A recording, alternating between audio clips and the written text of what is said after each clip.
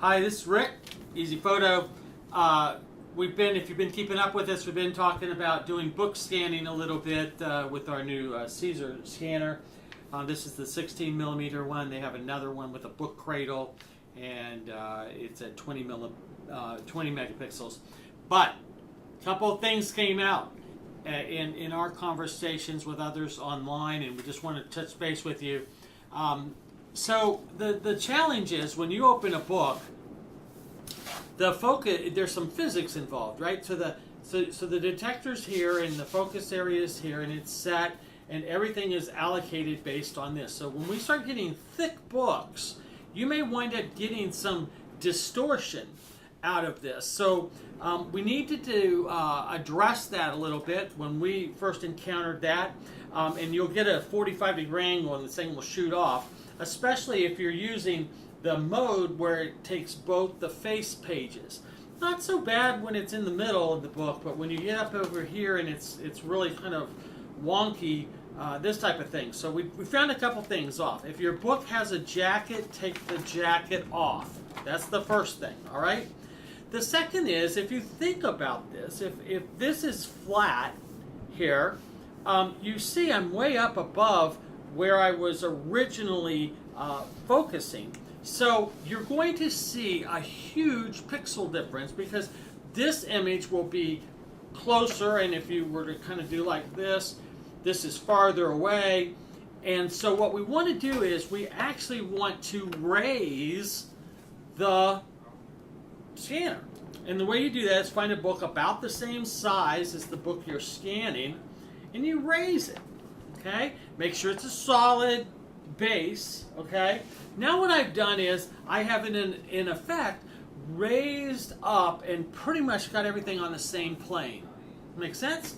So what happens now is the algorithms used for doing facing pages will work. Now obviously you don't have this problem when you go to the manual selection, with the exception that when you do manual selection you will still get some pixel shift. But now we can just use our foam, and in this instance we're going to just use the left thumb to just hold that area like so, okay? And we're set to facing page, and we're going to go ahead and turn on the overhead LEDs. And when you're dealing with white papers and light papers like this, without like what we were showing you when we were doing that old book, the old scrapbook in the other project, this works perfect. So I've got the overhead lights. I've set this for 60 cycles or 60 hertz cycles, and what I can do at this point is I've got really good light. I can actually intensify it just a bit, and I can go ahead then and hit the button and scan. Now when I do that, I can just merely turn the page, do it again, and scan. Now the interesting part about it is, when I do this, this scanner has a feature called auto scan. So what you can do on this is you can actually go ahead and get things going like so. You've got the page, you're ready to go, and it will go ahead and scan as soon as it detects that the area is clear. And you can literally do 1,000 pages an hour if you can turn the page that fast. So this shows you a little bit about it. We'll post up for you guys the actual images, both when we do it by just the page selection, as well as we'll get one of those wonky 45-degree ones that you get. I'll go ahead and turn off the auto scan.